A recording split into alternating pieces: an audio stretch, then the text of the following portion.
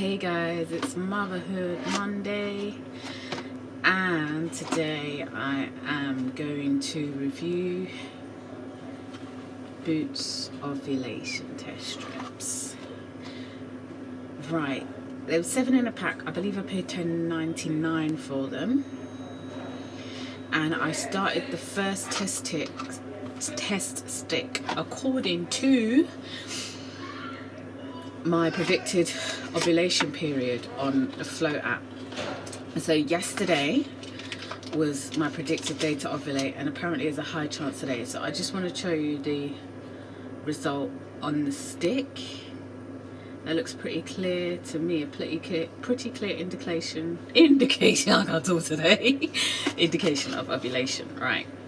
So there is outer packaging. I've got the last one, which I'm going to take later just because I'm curious. So this is the packaging that it comes in, and it's quite tight. So before I go into that, let me just explain how this works. So it's got a little cap on top. Pull that out, pedal on the little indicator strip. I chose to put about 3 to 5 seconds I urinated on it. I chose to put the cap back on and lay it flat because of the other test sticks that I have chosen. I was a bit nervous this time because I've stopped taking vitamins for fertility, and with all the stress that I've been going through and my diet has been so whack, I just didn't know if I was going to ovulate. So excuse the overwhelming expression that I have right now, but I'm just glad that that is still ovulating because of my age. I'm 37 and I have never been pregnant full term and given birth, so I'm a bit nervous. A few of the things that my mum used to tell me in my 20s, so yeah, I ovulated. May seem like what's the word, overreacting, but for someone like me, what I've been going through, this feels amazing to know that without the vitamins, the test strip has still come up as positive.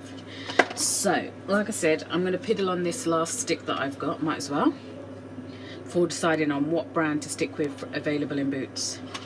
So I've got myself a little cutting gadget. So yeah, I've had to cut it with a sharp object because it's quite tight. So once you've made, and luckily with this one, the packaging isn't too tight around the stick, so it comes out quite easily. So you're not like trying to get it out if you don't have enough time, if you're in a rush, got other things to do. So you see, unused. I'm gonna have a little piddle on that and see what it says today. I did use the first urination of the morning in the other tests because, I don't know, that's just what I'm used to with any type of female productive test, whether pregnancy or ovulation.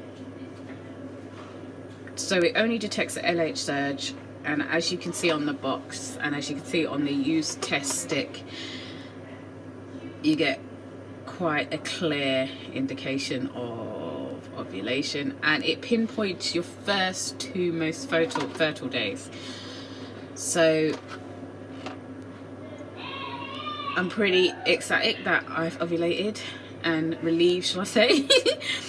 And yeah, so that is the quick review of these test strips. I didn't bring the negative test results, but I may take a picture and put it in a story later on. Yeah, I'm going to do that. I'm going to take a negative test. I'm going to take a picture of all the test results so you can see how clear the line is.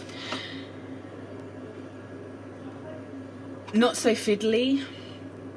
And obviously it's quite easy to remove the test stick from the packaging, which is really cool. And the results came up really fast, as with the thin strips that I took earlier on, so the latter part of last year. Yeah, so I'd say if you're short on time, These test strips are great and clear to read, very clear to read, because it does tell you if you get a faint line, no surge. And I believe that the colour of the indicator wasn't misleading. So that's my little mini review of how I got on with these. And I guess next Monday I'm going to just decide on what ovulation test I'm going to go with, and what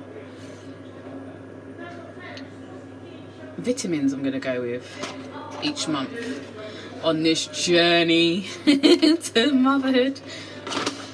And yeah, I'm going to keep it real and say that my diet and nutrition, health and fitness, as is in the Instagram story,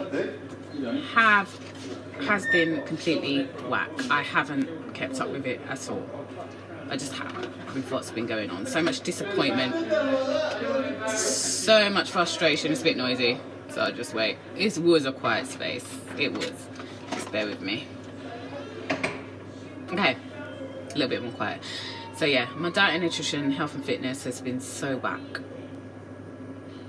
So whack. I just haven't kept up with it because of the location that I'm in.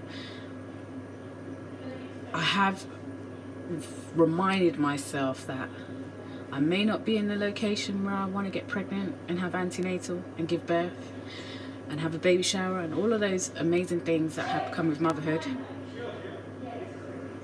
I might not even be in a place where I want my children to go to school and socialise and learn about life. But I can still eat well, I can still exercise, I can still take vitamins, and still focus on repairing my mental health and my body. I can still do those things. So I think I'll probably discuss a little bit later about why it's been such a challenge to focus on health and fitness and diet and nutrition on this journey to motherhood while I'm not sexually active and while I'm still single. It's overwhelming because, God, I think maybe I need to save this for a little bit later, but in the story maybe, because, God, I guess all of the new things that I'm learning about different groups of people and different parts of society and all that, it's just making me think twice about the baby making. It's just making me think twice about the baby making where I am. It's just making me think twice about it. Not about being a mum, but just being very cautious. Very cautious. So, I hope you guys have a fantastic Monday. And I hope you guys have a fantastic rest of the week, and I will see you on Wednesday. Have a good one. Just enough.